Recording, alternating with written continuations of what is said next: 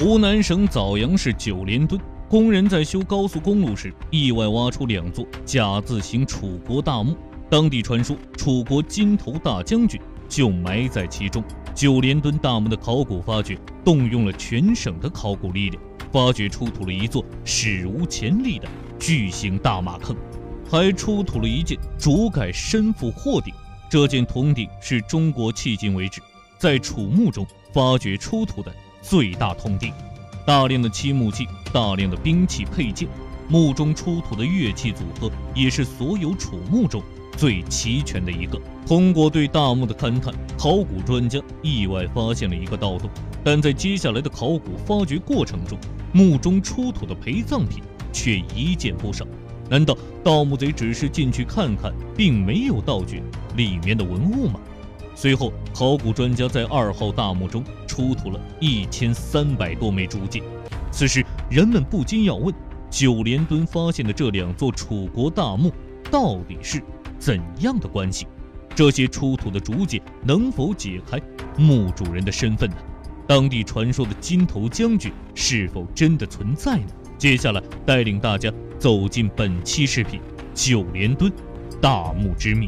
新进来的朋友可以加个关注，点个赞，偷偷告诉大家，长按点赞2秒可以触发特效超级赞哦。位于湖北省枣阳市的吴店镇，依次排列着大小土墩数十座，这里就是被村民称为九连墩的地方。有关九连墩埋有金头将军的传说流传了上千年。传说楚王因为一场战役错杀了一位楚国大将军，楚王为了弥补自己的过失，在大将军死后给予厚葬，并且还赏赐他1枚金头。为了避免后人盗掘大将军的金头，连夜在大将军的周围修建了9座遗冢。然而，传说中金头将军的葬身之地就在九连墩。吴店镇发现的这些土墩，会是楚国大将军的遗冢吗？这里面会埋有金头将军吗？在不久后的一次文物普查中，考古队勘探了九连墩的这些土墩，最后确认这些土墩的下面确实埋有古墓，而且年代非常久远。最后还给这些土墩依次命名为1至9号墩，刚好9座墓葬。这9座墓葬和金头将军的9座遗冢刚好吻合，金头将军会在其中吗？因为当时国家文物局是以保护为主，不提倡发掘，最后九连墩墓葬群并没有被发掘。2002年，小翔高速公路工程开工，当时修建这条高速公路的路线刚好经过九连墩。为了避免对九连墩墓葬造成不可挽回的损失，湖北省文物局派了一支考古队再次勘探。通过勘探考古，专家发现九连墩墓葬群的封土堆面积实在是太大，根本绕不开，最后只能上报给国家文物保护局。经过批准，湖北省文物局立即对九连墩大墓进行了抢救性发掘。通过勘查，1号、2号大墓均为甲字形墓葬，2座大墓间隔18米，墓坑呈倒金字塔形状，2座大墓各有1座车马坑。考古队首先发掘的是1号墩，在解剖封土的时候，考古队员意外发现了一个盗洞。得知有盗洞的考古人员们心里凉了一大截。如今的中国古墓大多都是10墓9空的，难道这座大墓已经被盗墓贼盗掘了吗？庆幸的是，2号大墓并没有被盗掘。为了确认2座大墓墓主人之间的关系，考古队员在1号墓和2号墓之间打下了一条探沟。通过探沟，专家确认这2座大墓为夫妻合葬墓。随着考古发掘的深入，考古专家确认九连墩大墓为楚国高等级墓葬。随后，2号大墓的车马坑被清理了出来，坑内马匹排列整齐。经专家鉴定，这些马匹均为真马活杀后陪葬的。在2号大墓中，一共发掘出土了16匹藏马。此时，1号马坑也被清理了出来。在1号车马坑内，一共出土了33辆马车，藏马72匹。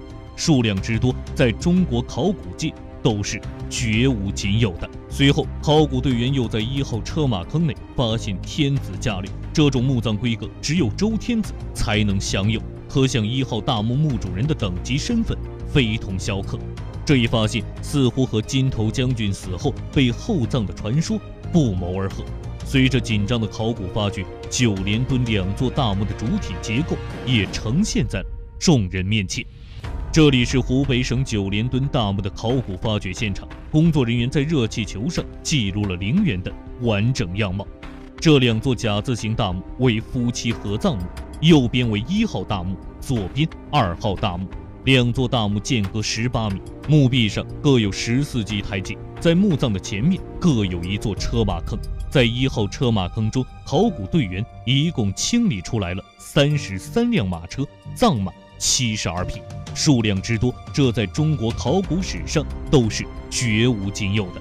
2号车马坑中一共出土了7辆马车，16匹葬马。2座大墓整齐威严的气势，宛如神秘的地下宫殿，让人浮想联翩。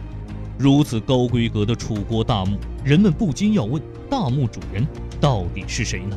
为了避免台阶坍塌，考古队员用塑料薄膜覆盖了墓坑台阶。为了加快考古发掘进度，考古队员分为2班，白天晚上轮番作业。2号大墓并没有遭到盗墓贼的盗掘，椁室保存相对完整，而旁边的1号大墓就有点让考古专家揪心了。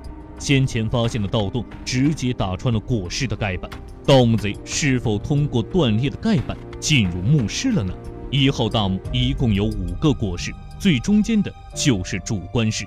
为了加快发掘进度，考古队员对其中4个椁室进行了考古发掘。通过考古队员们的共同努力，1号大墓的上层椁盖板终于被清理了出去。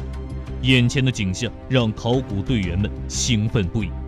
椁盖板下面全是堆积如山的文物，而且还保存相当完整，这让专家很是意外。盗墓贼明明已经打穿了椁室的盖板，最后为什么没有盗掘里面的文物呢？后来通过专家分析，原来当时1号大墓的椁室很可能已经塌方了，再加上湖北地区的水位很高，墓中很可能已经积满了大量的水。湖北发掘的很多楚墓，大多数都属于水坑墓，如果不把墓内的积水排出，盗墓贼根本无法进入墓室。这也许就是九连墩大墓的椁室被打穿，但没有遭到盗墓贼盗掘的原因。随着椁盖板的打开，一件件珍贵文物陆续出土。这些2000年前的文物在密封的地下环境中趋于稳定，一旦离开了原有的环境，很可能对文物造成不可挽回的损失。为了保证考古发掘能够顺利进行，考古队邀请了各个领域的专家，同时对出土的文物进行了有力保护。这些专家中有清理丝织品的漆木器的文保专家、青铜专家、音乐考古专家、人类学家、动物学家、植物学家等，有100余名专家学者参与其中，其中还有一位专业发掘竹简的考古学家。九连墩大墓建造的年代是战国时期，具有考古经验的专家心里很清楚，只要能出土竹简类的文物，基本上就可以揭开墓主人的身份。随着文物的不断出土，1号大墓椁室内存放的各种类型器物都显露了出来。此时2号大墓的椁盖板也即将揭取完毕。因为没有遭到盗墓贼的叨扰，2号墓的5个椁室保存相当完整，这让考古专家兴奋不已。1号大墓的椁室中摆放的陪葬品大多数都是青铜礼器，南室存放着大量的甲胄、车马饰品，还有大量的随葬兵器、铠甲、随葬配件。北室安放着成套的编钟乐器。这件从东室清理出来的竹盖深腹货鼎，是迄今为止楚墓中发掘出土的最大铜鼎。为了避免遗漏，考古队员在清理文物时不放过丝毫细节。墓中出土的乐器让考古专家震惊不已。1号墓中出土的乐器组合是所有楚墓中最齐全的一个。此时1号墓椁室的清理工作已经基本完成，最后也没有发现一件竹简。为了能够更快地揭开墓主人的身份之谜，考古专家决定打开1号墓主人的棺椁，棺椁内是否埋有金头将军呢？此时棺椁周围的考古队员正准备打开棺椁，随着一声口号声，1号墓的棺椁被成功打开，棺内的景象一片狼藉。考古队员在里面并没有发现能够证明墓主人身份的竹简，只有散乱的尸骨。令专家感到意外的是，墓主人的头颅却神秘地消失了。难道棺椁里面的墓主人真是那位金头大将军？但是考古队员也并没有在棺椁中找到传说中的金头，这到底是怎么回事呢？此时天空中下起了小雨，为了保护棺内的文物，专家决定将棺椁整体打包运回实验室进行清理。在打包的过程中，考古队员在1号棺椁的残渣中意外发现了一排牙齿。这一发现证明墓主人在下葬时身体是完整的，金头将军的传说不攻自破。无论1号大墓的主人因何而死，他墓中丰厚的陪葬品足以证明他的生前地位还是极高的。正当大家沮丧之际，2号大墓传来了好消息，考古队员在南市发现了大量的竹简。本该在1号墓中出土的竹简，却在2号墓中出土了。这一发现让考古专家兴奋不已。这些竹简在地下深埋了2000多年，早已没了韧性，稍有不慎就可能化为一滩泥水。很快，这些竹简被专家用保鲜膜包裹，运出过室。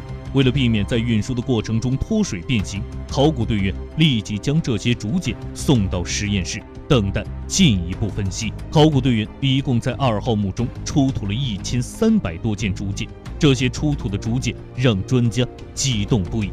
很快，2号大墓的内棺也即将被打开。在考古队员们的共同努力下，2号墓的棺椁被成功打开。棺内尸骨完整，但因为在地下埋葬了2000多年，棺中的文物早已和泥土融为一体。至此，九连山大墓的1号墓和2号墓的考古发掘已经全部完成。最后，通过人骨鉴定，1号大墓的墓主人为男性，年龄在50岁左右；2号大墓的墓主人为女性，年龄在45岁左右。2位墓主人的性别和年龄是被确定，但是墓主人的身份之谜却还没有被揭开。专家只能把最后希望放到那1300多枚竹简上面。随后，竹简专家在实验室对这些竹简进行了文物修复。1300多件竹简可以写4万多字，这些文字很可能会颠覆我们对楚文化的许多认知。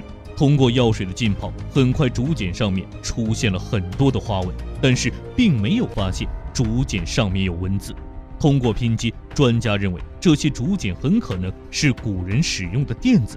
通过1号大墓的墓葬的形制，还有出土的大量兵器，专家猜测1号墓主人很有可能是楚国最高等级的军事将领。因为缺乏能够证明墓主人身份的文物，1号、2号大墓的墓主人身份依然是一个谜。相信在不久的将来，考古专家能够为我们揭开墓主人的身份。你对湖北9连墩大墓有什么看法？欢迎留言讨论。好了，本期视频到这里就结束了，咱们下期视频不见不散。